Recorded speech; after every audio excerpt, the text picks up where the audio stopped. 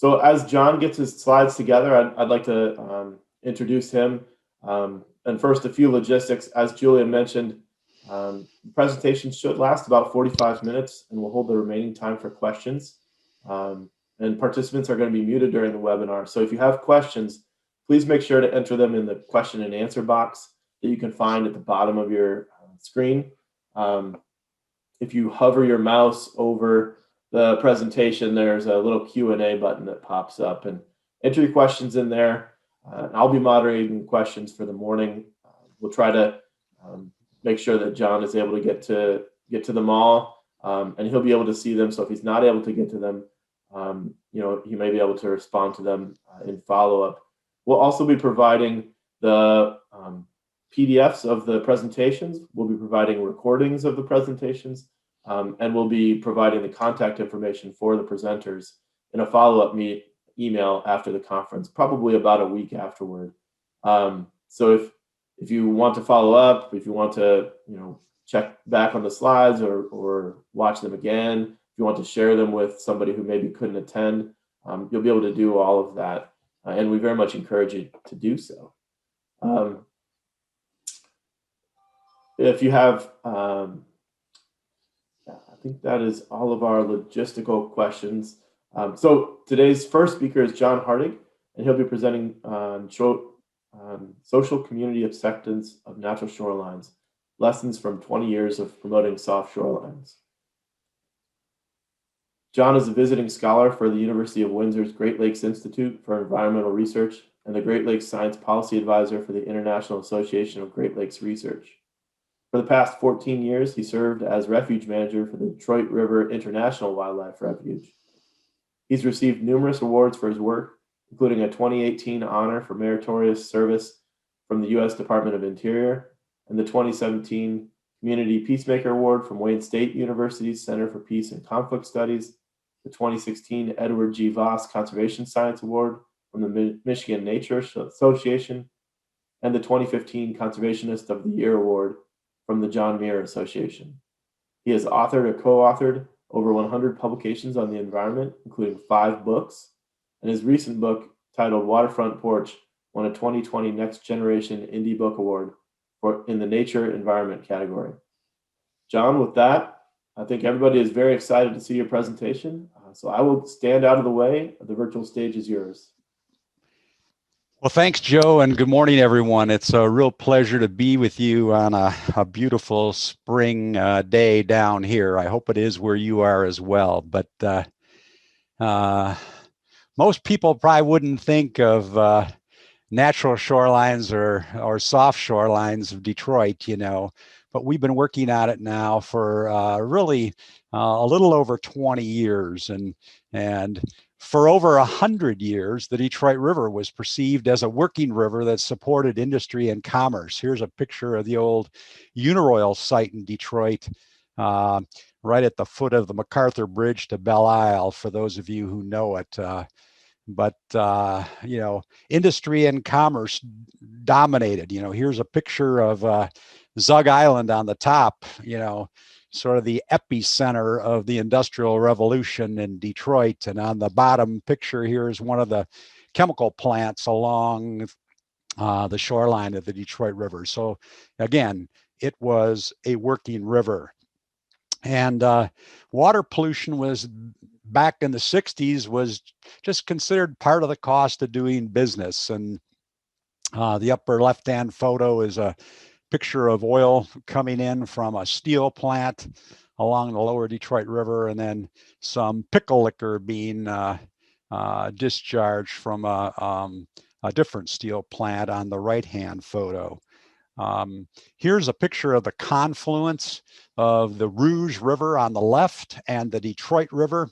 So in the 1960s, the Federal Water Pollution Control Administration identified the Detroit River as one of the most polluted in the United States. This shows raw sewage coming in from the Rouge River and some streaks of oil pollution on top. And then towards the middle of the screen, you see a conical shaped plume, which is the submerged discharge pipe from the largest single site wastewater treatment plant in the United States, the Detroit wastewater treatment plant. Back then, Winter duck kills due to oil pollution were still common. In 1960, one such winter duck kill caused the death of 12,000 ducks and geese. And in 1967, there was another 5,400 ducks and geese that died from water pollution. Then in 1969, the Rouge River caught on fire, one of a number of rivers throughout North America that caught on fire. But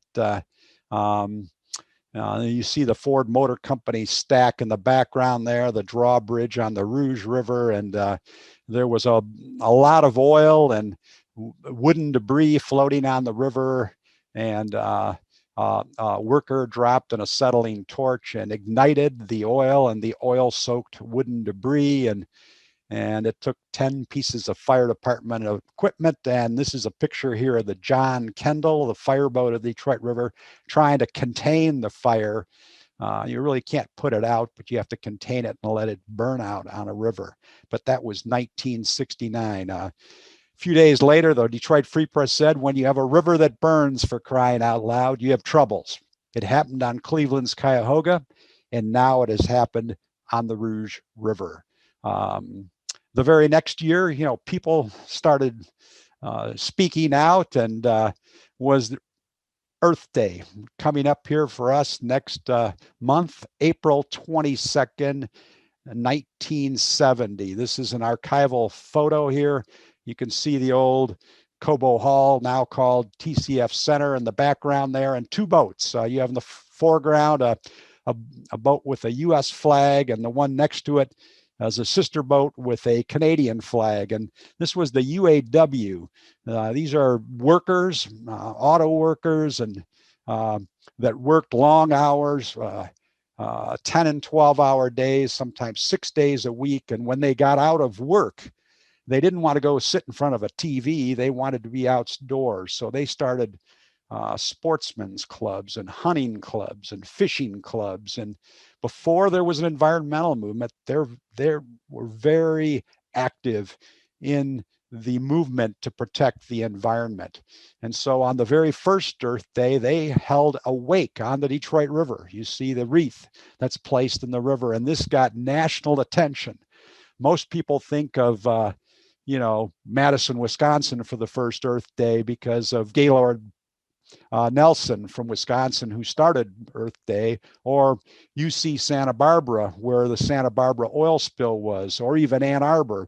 But they don't think of New York, and these auto workers played a huge role in raising awareness. Obviously, there was lots of public outcry over this pollution, and this outcry from the public had an amazing accomplished amazing number of things. And the first one being NEPA, National Environmental Policy Act in 1970. NEPA is considered the Magna Carta of all environmental laws, and more laws throughout the world are modeled after NEPA than any other law, environmental law. The Clean Water Act of 1972, the Canada-U.S. Great Lakes Water Quality Agreement of 72, and the Endangered Species Act of 73. An amazing set of accomplishments for people caring about the place they call home. So these laws then laid the foundation for the cleanup of the Detroit River. So what has happened? We've had substantial reductions in oil discharges and spills have occurred, and winter duck kills due to oil pollution have been eliminated. We've spent billions of dollars with a B on upgrading all municipal wastewater treatment plants to secondary treatment with phosphorus control. We've seen a over 90% decline in phosphorus concentration and loading from this plant here on the right-hand side, the Detroit wastewater treatment plant that discharges to the Detroit River. Since 1960, there's been an over 90% reduction in untreated combined sewer overflow volume from communities in Southeast Michigan. Old communities, whether it's Cleveland, whether it's Chicago or Milwaukee or Buffalo or Toronto, have combined storm and sanitary sewers. And When it rains, it can exceed the carrying capacity, and raw sewage, instead of going to a wastewater treatment plant, gets bypassed and shunted into a receiving water body through a combined sewer overflow point. So since 1960, we've seen a 90% decline in untreated combined sewer overflow volume. That's good news. Between the 60s and 80s, there was a 4,000 metric ton per day decrease in chloride loadings to the Detroit River. This was primarily due to process changes by chemical plants. We've seen an 80% decline in mercury since the peak of the mercury crisis in 1970, and a 90% decline in DDT in fish, yet health advisories remain on certain species and certain size classes. We've seen an 88% decline in DDE, the breakdown product of DDT, and a 90% decline in PCBs in herring gull eggs from Fighting Island, which is a large island in the middle of the Detroit River. And we've had seen 1 million cubic meters of contaminated sediment be remediated. So on the bottom photo is a picture of the Black Lagoon, and I'll talk about that a little bit later.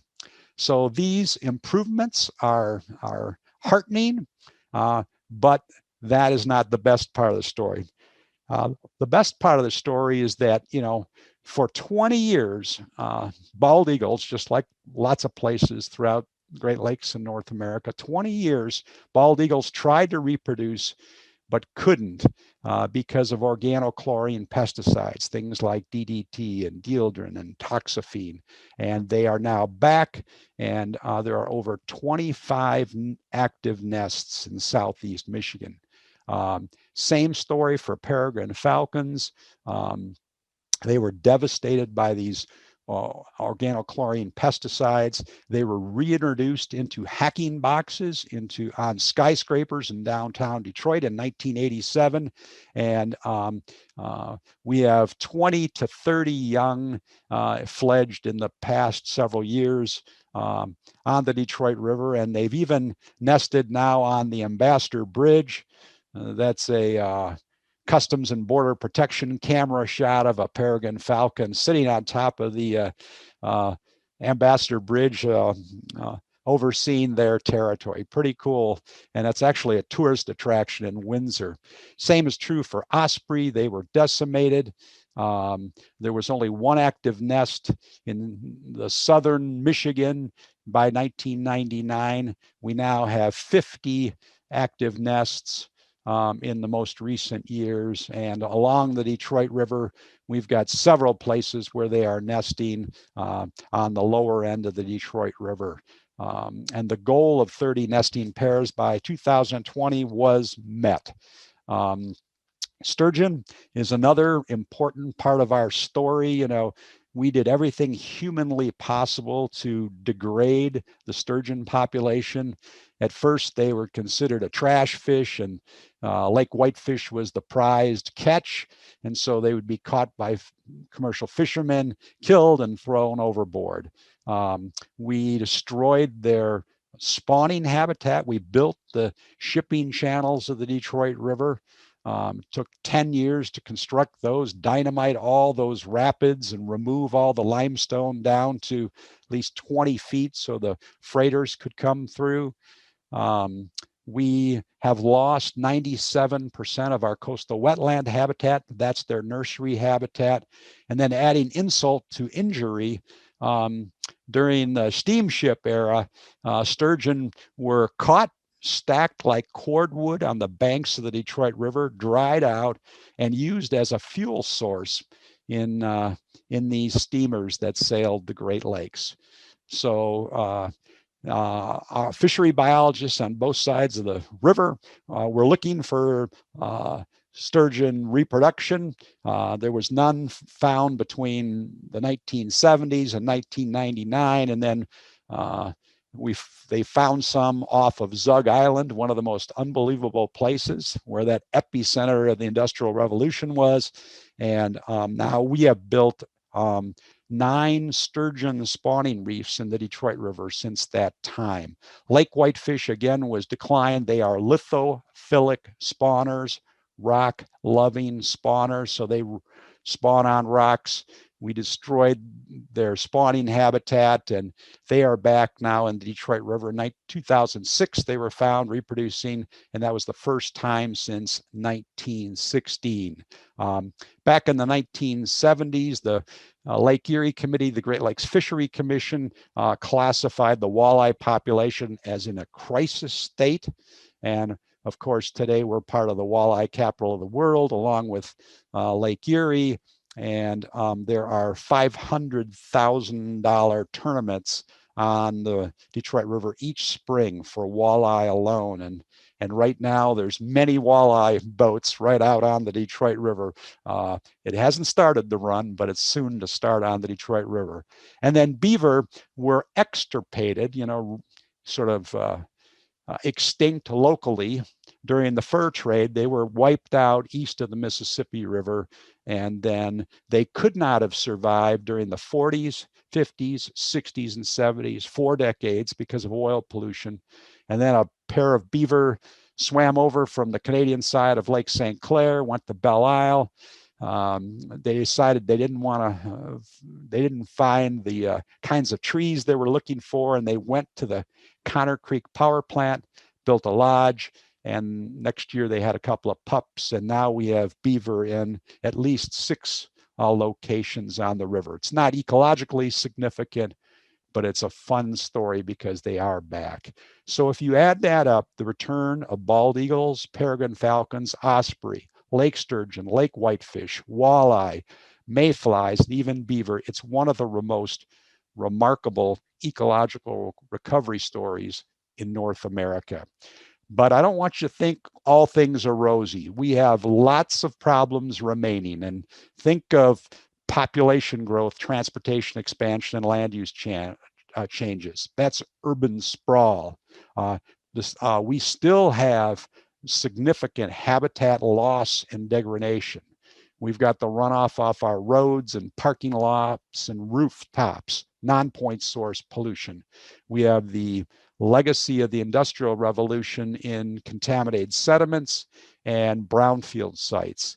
We have been ground zero for things like zebra mussels and quagga mussels and other exotic species. And of course, everyone is feeling the effects of climate change. So as water quality improved, citizens started to re-envision their riverfront and calling for improved public access to it. Again, we had lost 97% of our coastal wetlands habitats, and much of the U.S. mainland shoreline was hardened with concrete breakwaters, steel sheet piling, or broken concrete with rebar sticking out. Scientists and non-governmental organizations started calling for thinking about habitat rehabilitation and enhancement. But we had a problem. Habitat really had no home. There was no one-stop shopping for habitat. Responsibility for it was shared among many stakeholder groups. Think about all the landowners, private landowners, industries, state, federal, local governments, Port Authority, metro parks, land conservancies, and other NGOs, and then many more. So another problem was that most of the shoreline was designed for a single purpose. It was stabilized and hardened with concrete and steel to protect developments from flooding and erosion, or to accommodate navigation and industry. That is hard shorelines. Use of concrete breakwalls or steel sheet piling to reduce erosion, stabilize shorelines. There are many places where hard engineering is required. We will need it for the Port Authority to bring in the big freighters. They're going to need it for when the cruise ships come through for a wharf, but we don't need it everywhere. So hard engineering achieves stability and safely, but has no habitat value. There's no habitat value for the Detroit River ecosystem. It's also very expensive. It can cost more than $2,000 per linear foot. The flip side of that is soft um, engineering, making it just as safe, just as stable, enhance habitat, make it more aesthetically pleasing, and even sometimes saving some money. Think about it, using rocks, vegetation, other materials to soften the land and water interface, thereby improving the ecological value without compromising the engineering integrity of the shoreline. So we started thinking about this. What could we do to promote soft shorelines? How could we ensure greater social and community acceptance of them? And how could we get ourselves to the table where important riverfront and shoreline decisions were being made? The first thing we did was through the American Heritage River Initiative is convene a binational conference, brought all the key stakeholders together. And here's a list of the sponsors on the left-hand side of your screen. There's everything on there from non-governmental organizations like Friends of the Detroit River and Citizen Environment Alliance, to industries like DTE Energy, to consulting firms like Smith Group JJR, to governments and universities. So we convened a conference on soft shorelines and brought in experiences throughout all of North America. And then we prepared a best management practices manual to put into the hands of all the key regulators, starting out with the Corps of Engineers, and back then, Michigan DEQ, Michigan Eagle, and then advocate for use of this. Instead of it not even being considered in the decision-making process, our goal was to make it one of the first options looked at instead of always concrete breakwaters and steel sheet piling.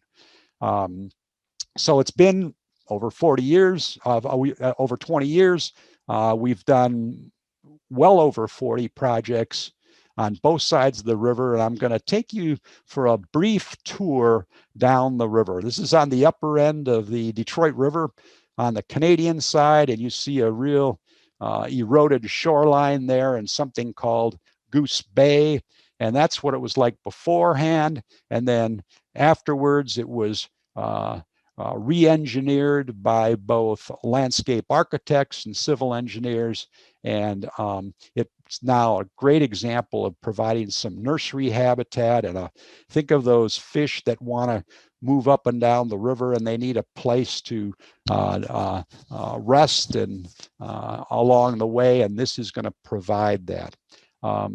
Another one is Windsor's East Waterfront, Langlaw, at Tamoy Avenue, and there was an old water intake structure there and lots of erosion, and you can see the pilings from the old shoreline there, and it was actually eroding into a greenway trail on the waterfront there as well. And so it was redesigned, and you see the picture afterwards on the right.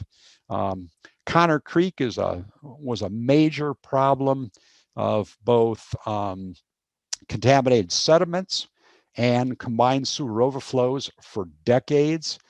So there was a unique opportunity to do both of those, to clean up contaminated sediments, address combined sewer overflows together. And then by discussing those two together, we also then were able to talk about softening the shoreline and adding habitat to that big project. So the last time Connor Creek had been dredged was 1955, and you can imagine there's lots of industry up in the Connor Creek watershed, so it had lots of contaminants in it. So they removed 146,000 cubic yards at a cost of $4 million. This was done as a SEP, a supplemental environmental project. It's one of the tools in our toolbox to, instead of paying fines and penalties, in this case, from the Detroit wastewater treatment plant into either state or federal government, into the general fund where you don't know where the money's going to go, you can do something to improve the environment in the area where the violations occurred. So they proposed to do this sediment remediation and also to address combined sewer overflows. And so Detroit was really under the gun to do something, and they did the largest CSO control project in Detroit, $176 million CSO control facility. So this is a big storage tank, storage area below ground. So in doing that, they were going to lose some shoreline habitat on Connor Creek. And so we were able to talk about that and talk about mitigation. And out of that came the idea of an oxbow in the Detroit River, to create an oxbow where that would have hydrologically connected to the Detroit River and have lots of habitat features around it. It would be in a park, so it would be connected to greenway trails. It would also be a great place to fish for kids, and great place to launch a kayak, but a very visible location where we can show the value and benefit of softening the shoreline. Moving a little downstream, literally 20 years ago, this is a picture from the 700 tower of Detroit Renaissance Center, where the global world headquarters of GM is. And this is looking upriver towards Lake St. Clair and Belle Isle. And the first thing that jumps out to you is, material storage piles. 3 sets of cement silos, dilapidated and abandoned buildings, and surface parking lots. That was the waterfront. It was planners identified the highest and best use as industrial. We had a working riverfront that supported industry and commerce, and that was the view. But as the river cleaned up, people started to re-envision, as I said, a new type of waterfront. And in 2003, 18 years ago, created a nonprofit organization called the Detroit Riverfront Conservancy. Its vision was to transform Detroit's international riverfront, the face of the city, into a beautiful, exciting, safe, accessible waterfront gathering place for all. And when I say all people and all species. So in this, their vision was from Belle Isle, the MacArthur Bridge to Belle Isle, to the Ambassador Bridge to Canada, and then up places like the DeQuinder Cut, for those of you who know Detroit, that are greenway extensions that go up into the neighborhoods to get people down to the Detroit River. So one of the early projects we did was now in Milliken State Park, was a stormwater retention basin. We collected stormwater off Atwater, which is a road that parallels the Detroit River. Atwater, certain parking lots, instead of going into a storm sewer and into the Detroit River, it goes into a deep portion of this stormwater retention system. The heavier materials settle out. It flows into a submergent and emergent marsh habitat where nutrients are taken up, and then the water goes into the Detroit River. So the river walk now is 80% complete, about 3.5 miles. It already has 3 million annual visitors. It is open every day. It's free. It's welcoming to all. And for those of you who have tracked the news, just a very short while ago, USA Today identified the Detroit Riverwalk as the #1 riverwalk in the United States. So in this process of doing this over the last 18 years, we've been able to be at the table, and we've been able to do 7 soft shoreline demonstration projects on the Riverwalk, and each is a teachable moment. Here's a Stroh River Place on the river, and it has a hotel. Stroh River Place is a whole bunch of businesses. It has housing in it, and there wasn't enough land on the waterfront to build the Riverwalk, so they cantilevered over the Detroit River. And as part of that design, we were able to, underneath it, on the bottom of the river, add rocks of different sizes, larger limestone pieces, medium and smaller pieces, to create the habitat for lithophilic spawning fishes, and a major victory there in doing that. And it's the interstitial spaces that are important to those fishes for laying their eggs. And it just gets better. I said 7. The 8th project now will be this Ralph C. Wilson Jr. Centennial Park, which is going to be down in down south of the TCF Center. It's going to be a 23-acre park, an amazing location. It's going to have lots of habitat and features on it along the shoreline.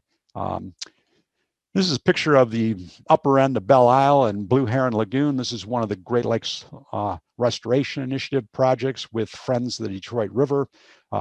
Restored the hydrology of Blue Heron Lagoon and Lake Okanoka, and at the same time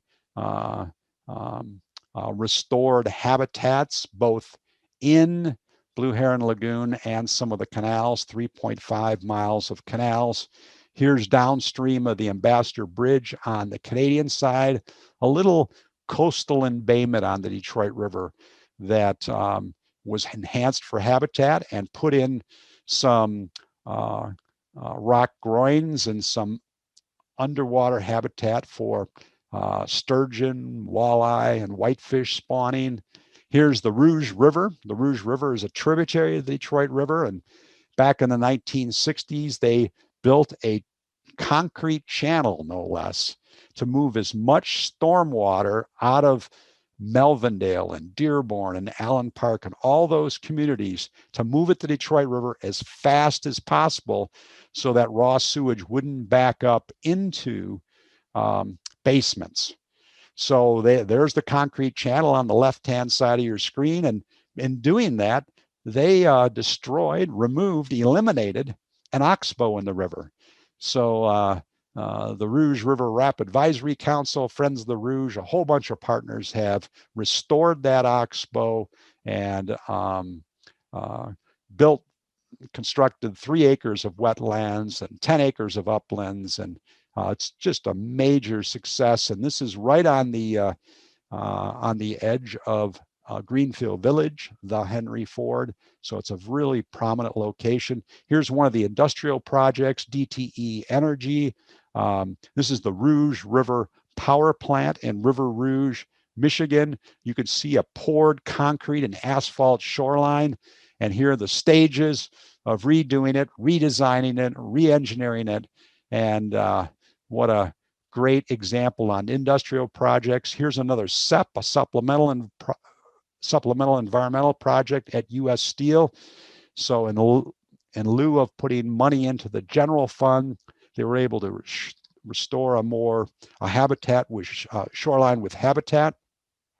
Here's the Black Lagoon in Lower Trenton Channel, and that was a $9.3 million contaminated sediment remediation project, the first fully funded project under the Great Lakes Legacy Act. And then we chased some money to soft engineer the shoreline there. Here's an opportunity in Trenton. They wanted to build some street end parks. This is what it looked like in the lower left-hand corner. And 3 different street ends were built into little pocket parks, but also with shoreline habitat and habitat in the Detroit River.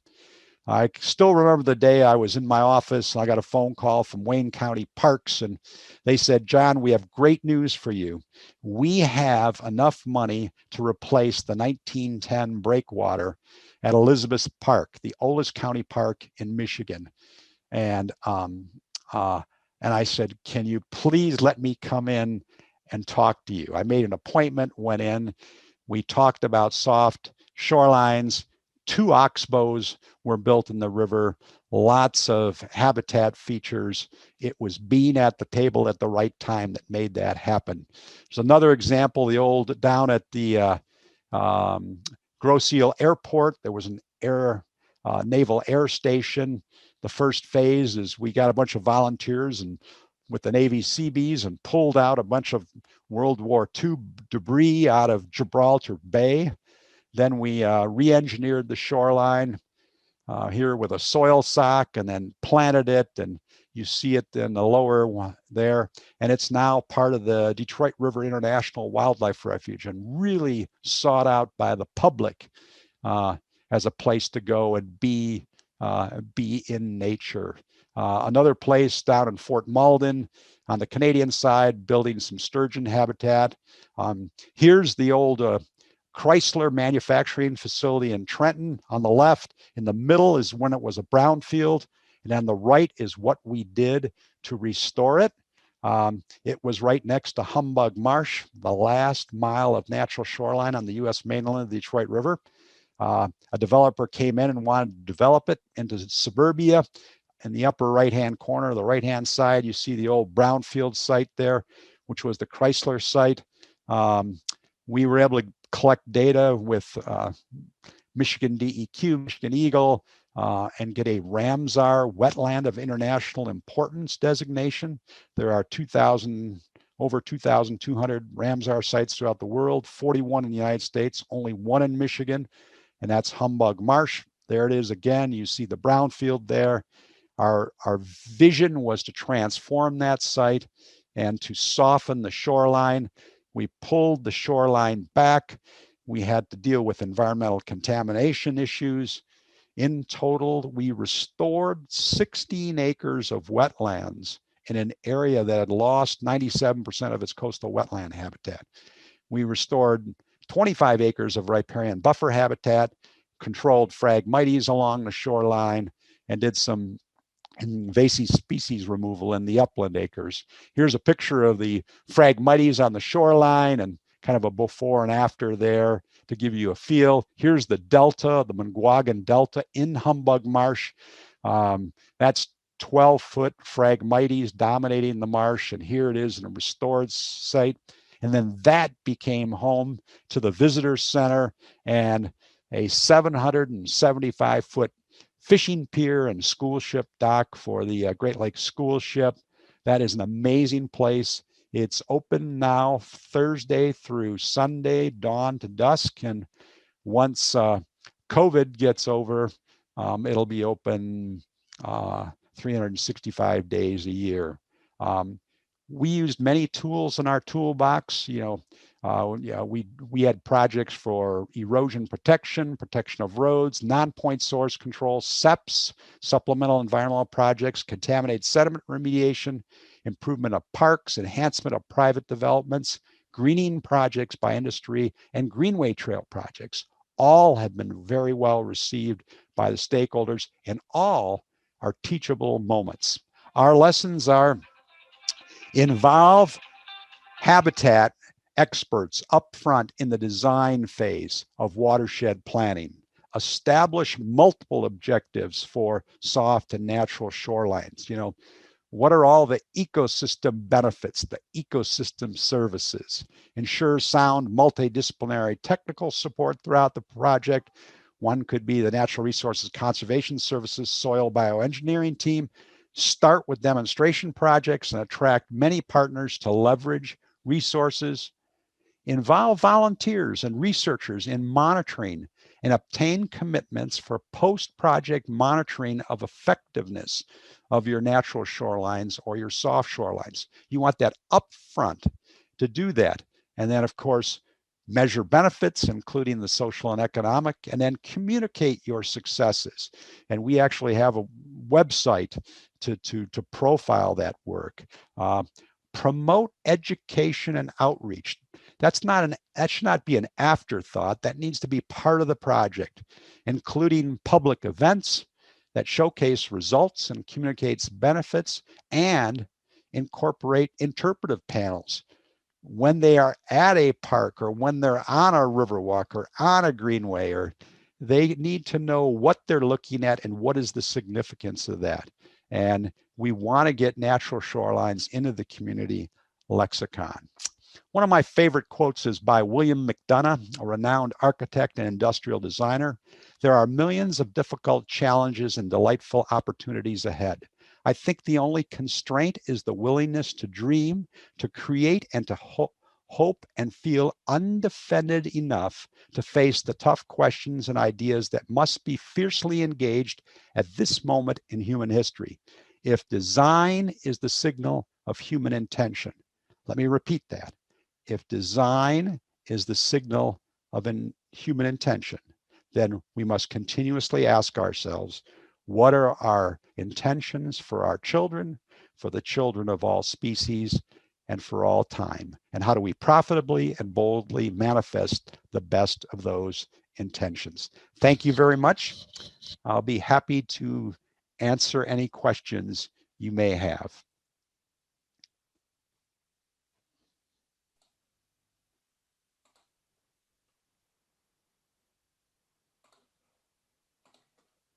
Thank you, John. It was wonderful and very inspiring. I know I've been watching and just in awe as you've gone through this list of accomplishments on the river, um, and I think it's really a wonderful kickoff for our event here as we all think about what we can do on our own systems. So thank you. Um, we'll now do some question and answers. We have about 15 minutes or so for questions and answers. So again, a reminder, if you are able to enter, if you have a question, please enter it in the Q&A box, and I will moderate those questions um, and ask John. We've got a number of questions and comments coming in now, so I have no doubt that we'll be able to keep talking. So let's see. First question is how did you involve local units of government, and what did you do to educate them about the value of natural shorelines so they could implement local ordinances and protect shorelines? Yeah, most local communities don't think like that, right? So, I mean, that's why we started with a conference, and then a best management practices manual, and then a website, and then we had to go on the road. So, we would literally go on the road, and speak with them. And we would go to, there's a Downriver Community Conference, and it has 23 communities. So we would give a presentation and have a display there. We would, when we got wind of something coming, when you get wind of something, you want to be at the table. So we would proactively reach out and say, can we have our voice at the table, to be the voice for a healthy shoreline, to be the voice of soft shorelines and for all species. And it was difficult to get that at the table, because sometimes people don't want to hear that, right? Because they're so used to doing it one particular way. But when we say to them, we can do it just as safe, just as stable, we can enhance habitat, make it more aesthetically pleasing, and potentially save you some money, that becomes, almost like a calling card to come in. So I think eternal vigilance, we have to have continuous and vigorous oversight. We've always got to be on our toes, because some marina can come in, or some big development can come in and wipe out a lot of the gains that we've made by just hardening a mile of shoreline. Sure. Okay. Another question. Have there been any efforts to quantify the economic impacts of the restoration and rehabilitation? No specific economic benefit study of just healthy and soft shorelines, no one-to-one kinds of things. But yes, there are economic benefit studies out there. The cleanup of the Detroit River was one of the primary catalysts for the Detroit River Walk that I mentioned. In the first 10 years of the existence of the Detroit River Walk, they spent first of all, they raised $140 million. And that, you have to remember, is when Detroit was the largest city to go through bankruptcy in the United States. So in the most difficult and challenging time, they raised $140 million to build the Riverwalk and started down that road. Then at the 10-year mark, they hired an economics firm to come in and capture all the economic benefits of that. So of that $140 million investment, what kind of economic benefits came back? And there was over $1 billion of economic benefits, additional investments and everything else that came back. That was that return on investment was really important to raising additional dollars now to finish the Riverwalk. It was a really important argument. So I would say for soft shorelines specifically, that's kind of a weakness yet. But we do have some. There's also a benefit study of, like the walleye fishery on the lower Detroit River. We're days away from the 10 million walleye ascending from Lake Erie into the Detroit River. And that alone, that one event, means $1 million just to the local 3 or 4 communities on the lower end of the Detroit River. People spending money on motels and restaurants and fuel and licenses and tackle and on and on and on. So it's there's some numbers out there. Wow, that's really impactful, and I think does a good job of being able to make the argument to folks who may not necessarily be on board from the ecological perspective. When you can show those dollars, and then speaks a different language. Yeah, well, if we start talking their language, you start talking their language about what this means to them, and then you have these big fishing clubs like Downriver Walleye Federation, and they've then turn around and give some of the proceeds from their tournaments to do soft shoreline engineering or to improve public access. And so there's a feedback loop there in how it comes back and helps us further what we want in terms of healthy and shorelines. So next question, sort of two-part question. Looking back on the successes that you've had and the efforts that you've gone through, and are there any things that you would do differently in retrospect? Any tough lessons you learned along the way that you might be able to share with others of us who are striving to achieve some of the things that you all have achieved? I would think some of these, post-project monitoring of effectiveness. I mentioned it as one of my lessons learned, and I wish we would have pushed a little harder on that. It doesn't, you don't have to have, hire a firm to do that, but could you get some graduate students interesting that go out and do some work before you make the change, then come back and revisit it and give you something? Could you get work with some NGOs on that? Could you get some citizen science component to do that? I think that is something that we need to be able to talk about that and share what the benefits are. And then, of course, I think the social and economic benefits are a huge. You can't do everything, but I think I would like to see more of that as well.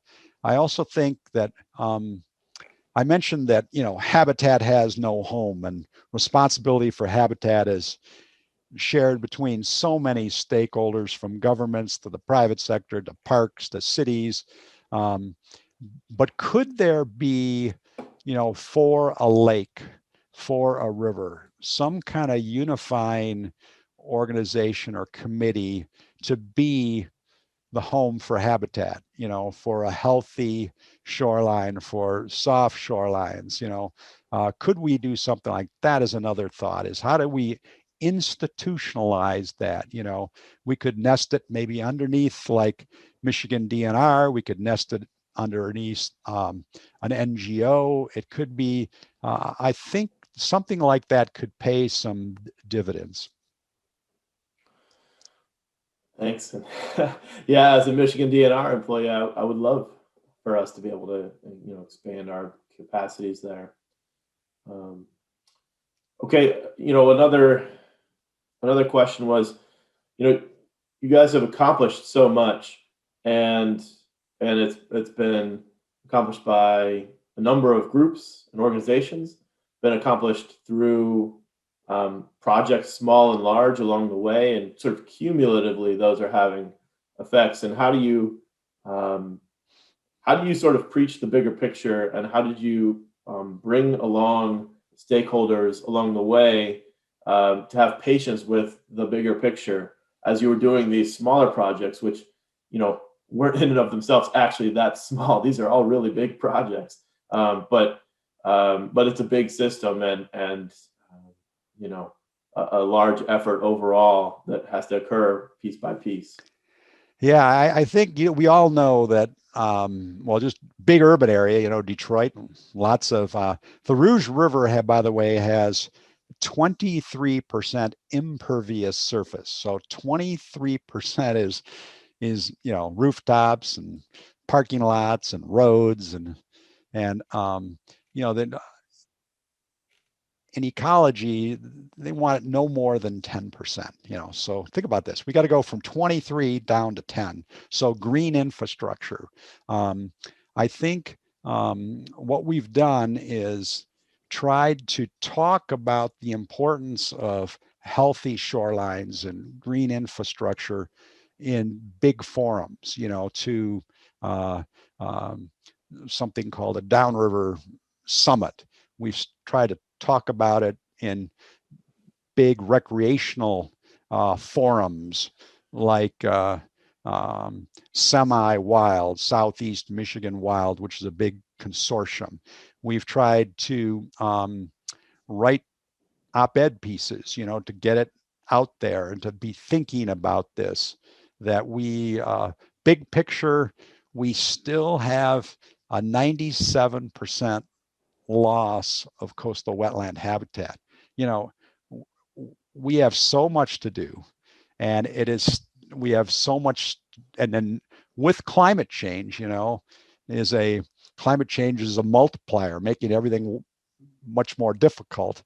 So we need to have more of this, and we just have to stay on top of it and keep pushing this out and getting it out there. And that's the reason I think some kind of if you had one lake association, like the Houghton Lake Association, or if you had Detroit River, where we could put this together and be the voice and be the unifier and bring all the stakeholders into the tent and move everyone forward together, I think there'd be some real value and benefit of that.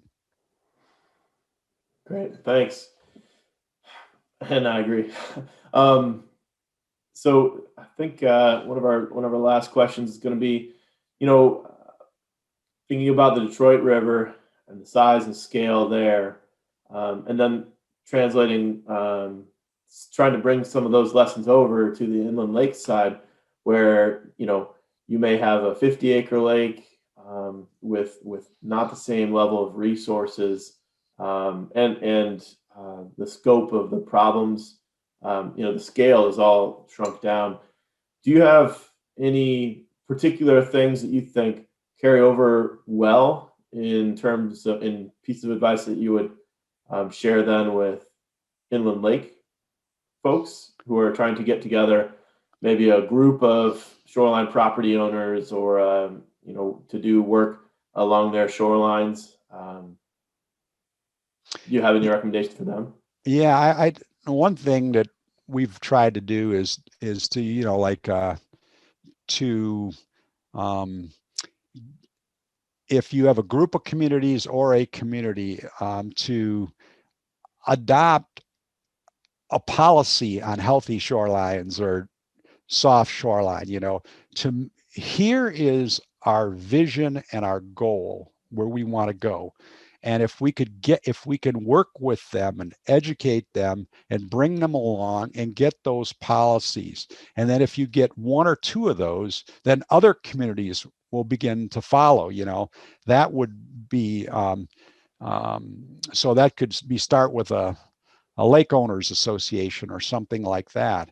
And so I think that would be, I think also, forming a partnership between a lake association, a lake organization, and a university to get some, whether it's post-project monitoring of ecological benefits or the social and economic benefits. I think some kind of reaching out and establishing some kind of a long-term relationship with between a lake association and a university or someone else, or an NGO for that matter, and citizen science. I think it's always good to have a citizen science component. And then if you could get school groups helping with that, then you've got a second benefit as well. Yeah, definitely. There's a lot of resources out there if you can be strategic about pulling them in, both from a science perspective and building advocates for the future, as you mentioned with school groups, for example. I think the last thing I was going to say about that, Joe, is that, like when we started, everyone says, well, we're going to build a seawall, right? I said, well, first of all, we're freshwater. First of all, breakwaters and steel sheet piling, and to hear 20 years later, to hear the words, soft shoreline come out of certain, mouths is really heartening to see it. And that we have to, this kind of continuous and vigorous oversight. We got to continue to be at the table and to be advocates for species that don't have a voice. Thanks, John. I think that's a great way to leave it. And I think I speak for everyone. We've had about 400 people on the webinar throughout the course of your presentation. I think I speak for all 400 of those folks in saying thank you, both for the work that you've done and for sharing your lessons with us. It's been an inspiring kickoff for this virtual convention, and I really appreciate it. So thank you. Yeah. We have some additional questions. We weren't able to get to all of the questions here. So we'll try to answer some of those in the Q&A here shortly. Again, if you'd like to follow up with John directly, his presentation is going to be available after this conference. We'll be posting it to a website, both as a video and as a PDF. And we'll be emailing all registrants with that information and with John's contact information if you want to follow up with him directly. So I want to make sure that people have the ability to access those resources and share them out as we move forward. So again, John, thank you.